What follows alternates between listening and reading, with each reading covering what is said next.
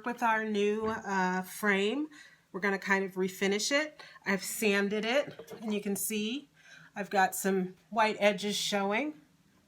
I haven't wiped it down yet, so we're just going to take a bit of damp paper towel and wipe it down. Make sure we get a lot of that sanding off, because that's going to prevent things from sticking to our frame. Okay, so let's get started. We have our nice clean frame. It's had time to dry. Okay, now it's time to cut our paper down to the appropriate size of our frame. You can get the inside measurements if you like and cut your paper from that, but that never seems to work out for me. Also, for $3, you can't be 100% certain that your frame is true. It's likely going to have a wonky side. So I'm using the marks on my cutting mat to cut 3 of the sides, then placing my paper inside the frame to cut the final edge. And voila! And this is what we're going to glue our paper down with. This is one of my favorite glues. It is, how do you say that? Cocoina. It's C-O-C-C-O-I-N-A. It smells like almonds. It's an incredibly wonderful paste. And I usually start in the center, and this is one of the reasons why we sanded this center, is so we gave the board a little tooth so that the glue has something to adhere to. The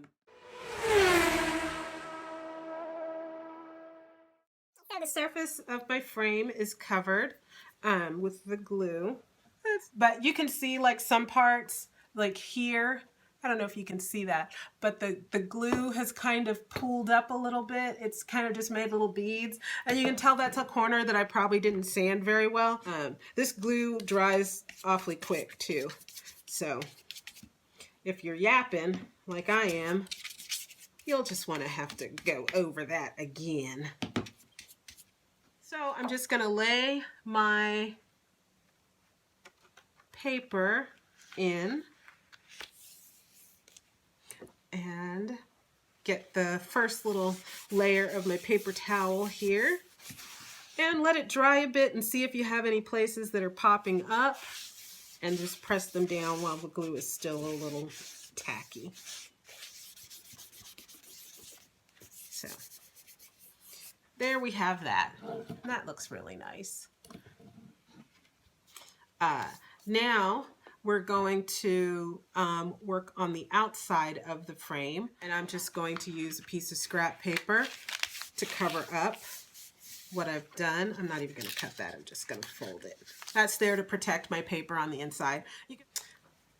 I want to kind of go along with the distressed edges and kind of give them some color. So I'm going to use my ink. This is my black craft ink. Just going to put a little in my bowl there. There's about that much. We're going to check we're going to put we're going to put a lot, apparently, of the interference gold in there. And you can kind of see, I don't know, that it's, I don't know, can you see the flecks of gold in there? Oh. If you can't now, you will soon. I'm going to get my brush. I'm going to wet my brush a little bit here in the water because I don't want to go in with a dry brush. And I'm just going to tamp it down a little bit and get some of that excess water off with my paper towel. I don't want this to be, that was not black. It's purple. Oh, surprise. Well, we're doing purple now, so that is the color I intended it to be. Sure. So I'm going to have my paper towel in my left hand ready to go. And I'm just going to start here on the edge. And I'm going to do one side at a time. And I'm not going to be perfect about it. It's not, I don't want to be too precious with it. I just want to get some of the color on the frame. I'm also going to do the edges because when you do this, even though you're taking off a lot of the paint, the edges will still be it's still a little darker. And so you don't want the edges to still show that bright pink. Well, maybe you do. It's your frame. It's your $3. Knock yourself out. You want bright pink edges? Pink it up, baby. Mixing the ink and the interference paint, I'm painting each side of the frame one at a time, then wiping off the excess. This gives me the opportunity to layer the color on exactly as I want.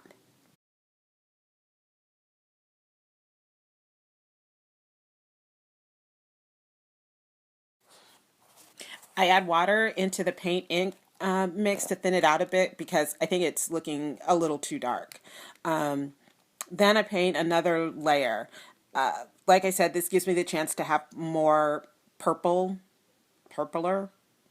in just certain spots. I let it dry a bit before wiping it off.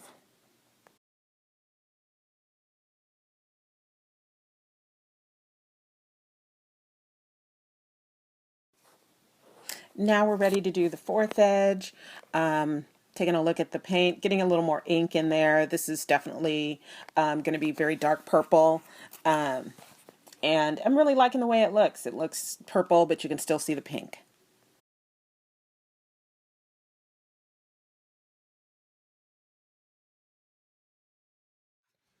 The gold can't really see here. I can't see it. It's been lost out by the purple. So I want to make it pop just a little more. So I'm going to get my metallic rub-ons. Now, you could also do this with the Sharpie marker by just putting a little. It dries quickly. So if you put a little on your paper towel and rubbed it on the frame, that's a way to do this without having the rub-ons. I just happen to have them, so I'm going to use them. Another product you can also use, you can do this with a watered down bit of metallic acrylic or white acrylic, whatever color. If you get into a tough spot and you really hate what you've done, just go out and sand it. See what happens, or paint it white and start over. It's a $3 frame. You know, life's too short. So I'm gonna pick, I think I'm gonna pick the most golden color here. And if I put it on the white, you can see it's got a nice little pop to it. I'm gonna use this to take most of the color off so that I just have a very little bit. And I'm just going to come over and hit the edges, and some little random bits are going to be, I'm not trying to, coat the whole thing and make it, a purple and gold frame. I'm just trying to get some of the luster, looking for visual interest. And the nice thing about these rub-ons that you don't quite get with other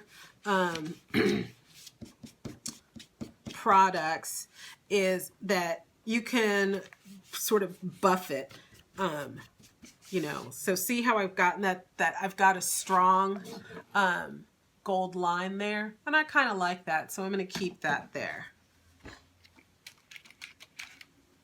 And I'm just going to continue along the frame. So see, the bottom in the frame is what I've managed to add the metallic rub-ons to. This side I haven't. And there's nothing wrong with it, but you can see the difference that the metallic has added. And in some spots, the purple with the interference gold paint is very prominent, and in other spots, it's not. And the most important thing is knowing when you're done. I think I'm going to call it on this.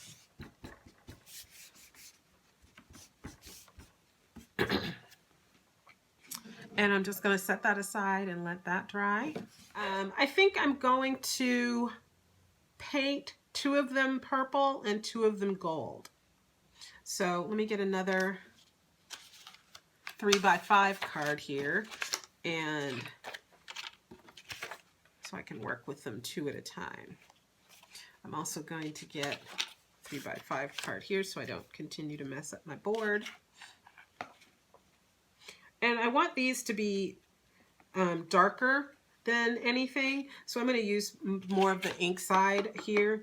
But if you've already mixed it all up, just get some more ink or use whatever you like, or use all the gold. But I'm just going to paint these out. And then I can use my 3x5 card as a handle.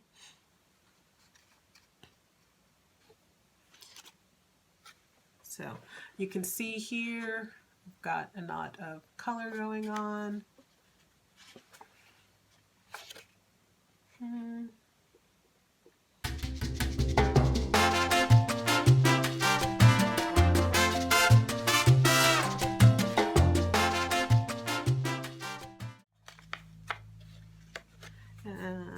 then we'll go back in later and get the insides, but we'll let that dry first. And since I don't need my cup of water anymore, I'm just going to lay that on there to dry. My new fresh piece of 3x5 that's going to help me with the painting of these two. And I've got my oil-based Sharpie that's gold. And I'm going to start coloring my clothespins. So there you have that. Okay, as you can see here that I've got the purple clothespins all done, and they're relatively dry enough. I'm going to add just a little striping with my gold Sharpie, my oil-based Sharpie, just for kicks and giggles, because I can.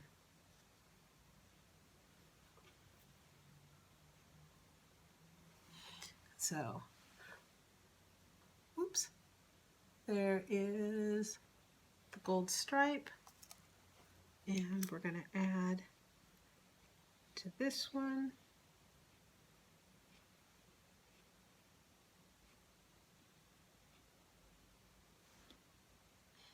So, there we go, and we're just going to set these aside to dry before we finish them. We're going to bring our frame back. Remember our frame? It's been such a long time since we've seen it. So we're done with our paint here, so we're just going to clean off our brush, and we're going to get a new brush. I don't like this brush. This brush is crunchy. We're going to get a new brush. Okay, so we have our new brush, and I'm going to use this little fan brush because it's fun. Got good coverage. I have another piece of card since my bowl is all gooey. I'm going to pour out my perfect paper adhesive, and like I said before, this is the matte finish. I'm just going to dab that on my paper. I'm going to get a very little bit. There is not much on here at all, like maybe a nickel sized. And I'm doing the frame first. And I'm just brushing that on.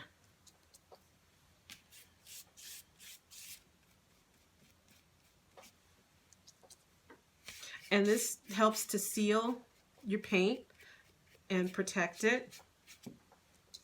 We're also going to use it in the center over the paper. Now, remember when I said that you could do this with Mod Podge? It's the same technique, and there's all kinds of different Mod Podges out there. So if you want a shiny finish, get a gloss finish. I just happened to pick matte because that's what I wanted. I can't say enough good things about this perfect paper adhesive though, because I think I've had that bottle. I know I've had it over 10 years, and it's still just like the day I bought it. I've got the outside of my frame here done, and you can use the center for some balance. I've got a little more glue on my brush than I want, So I'm just going to go over it again with a drier brush and get some of the excess off.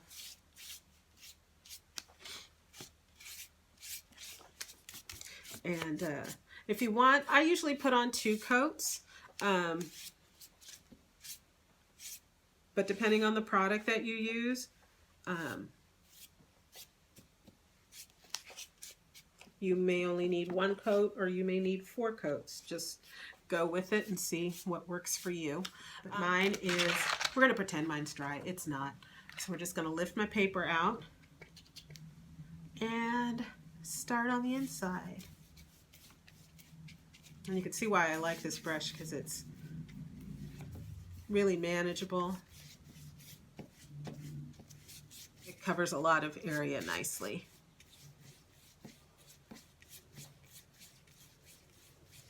And I'm just moving, I'm not putting a lot on here.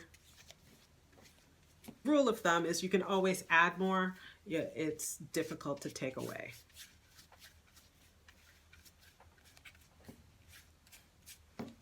And you don't want to, the thing when you're gluing, working with a glue like this that's fairly thin and paper, is you don't want to have so much on there that your paper buckles. You want to be careful how much glue you're letting on here, because you're actually wetting the paper. And so you want it to dry nice and flat. So now my frame has been sealed. I'll put another layer on that. Oh, you can see here's a bubble right there. Bonk, bonk, bonk, bonk. So I'm just going to use my X-Acto knife. I'm going to do a little surgery here. I'm going to use the edge of my X-Acto knife to lift up the paper. I'm going to get a little glue underneath there. I'm just going to put the glue on the paper. Well, put it on both paper and there. I'm going to let it dry just a couple of seconds, and then I'm just going to go back over it with another layer of the adhesive. That is done. And we're just going to put this over here. We're going to have to rinse that out real soon, but otherwise we've ruined yet another brush. But I do want to get these sealed as well so we can see the finished product. I'm excited. The end's near. So that's probably all the glue I'm going to need for these 4. And it's, it says adhesive, but it says excellent for use as sizing, wet or dry pigment medium, or finished top coat. And this is just one of those old watercolor kits that you get at the dollar store. This is one of the brushes that came with that. So I don't have to be too precious with the clothespins here.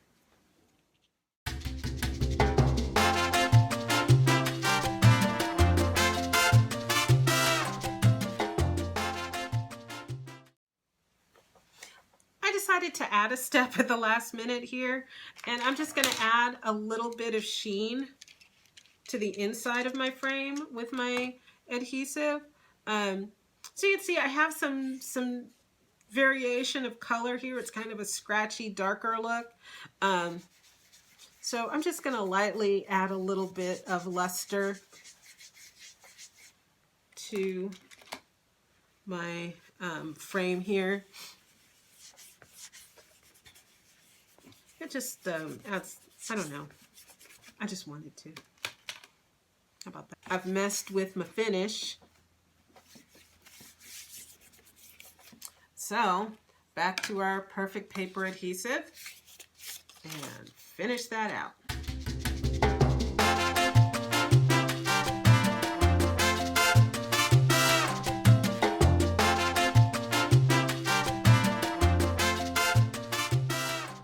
So our frame is all dry, and the final bit is to add the spokes back in, so we have something to clip our clothespins to. I don't know if you can see this because it's just so tiny, but the little rod, it has, it's better inked on one side than it is on the other. So you just want to make sure you have the appropriate side showing that you want. You can turn it when it's in there, but I find it's easier to just be aware of that going in.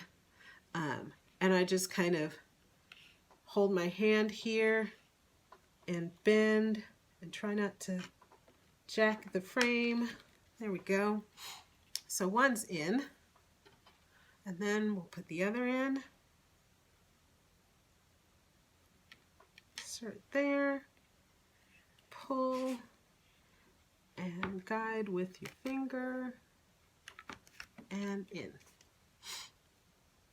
And our little clothespins are dry, so we're just gonna pop those a couple of times so that we can get the glue open.